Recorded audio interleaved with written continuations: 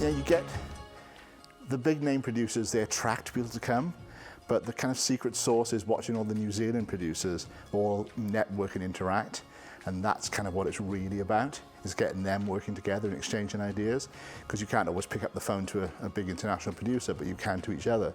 So it's that exchange of just having a support network in any industry is really important. But I found with producers it's particularly important because we can be, on our own a lot. And even when we're really busy and working, it's like, you tend to pitch against other producers for the job, so there's always a competition aspect. So if you can take that out of the equation a little bit, so you're not in competition for something, you're just trying to sort of work together to create a community and create something better, then that's an important thing to achieve, I feel, and a big reason for doing this. In the old days, because I'm old, back in the traditional studio setup where every record that was made really was made in a studio, most studios had more than one room, so you'd have more than one project going, and you'd interact. You would hang out with the people from the other session, and it might be musically nothing to do with what you were doing, but it didn't matter. So you got to know people, and then for years there's been the Recording Academy in the States, there's the MPG in the UK, and now with the New Zealand Producers Series, and then trying to start up sort of Producers Network. I think that stuff is really important, because otherwise you never speak to another producer ever. And so not only do you not necessarily trade tips and tricks and whatever, but it's more about sharing the stories of what's difficult. And when you find out that that thing that's really hard for you is hard for everybody, then you stop thinking you're a failure because it's hard. You just realize, well, it is hard. And I think that kind of affirmation of what it is to be a producer can only happen when you talk to other producers. It's the realization that everybody else who's doing it is in exactly the same boat as you. I think it's really important, because I've learned so much from producers and people that I look up to, that and you learn so much, and it just confirms ideas that you have, because if you're working away by yourself, sometimes you'll try something and be like, I do this thing and I'm not sure if it's right, and you go and see someone else and exactly what they do, and you're like, okay, cool, it's allowed. It's just confirming and learning new tricks, and yeah, it's a great support thing to have that, for sure. Sometimes it's just that's all it takes, is just meeting some other people.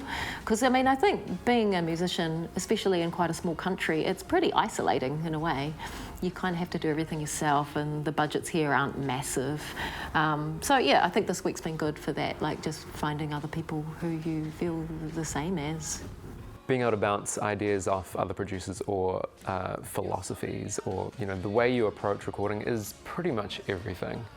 So yeah, I have kind of a mini Rolodex full of friends who are producers, people who are at the same level as me, and then people who are way beyond me, who have been doing it for 30 or 40 years.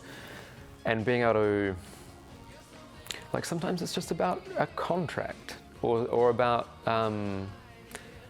producer points, or how much time should I be spending doing revisions, all this kind of stuff. Any question you have, it's great to bounce it off someone.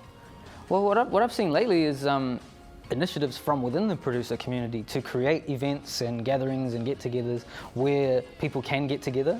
The types of people that might be inclined to normally produce and sit in a room and stay on the computer might not be the most extroverted or socially inclined people, but we just create these spaces where that talent can get together and exchange ideas and feel comfortable, and that's their place too.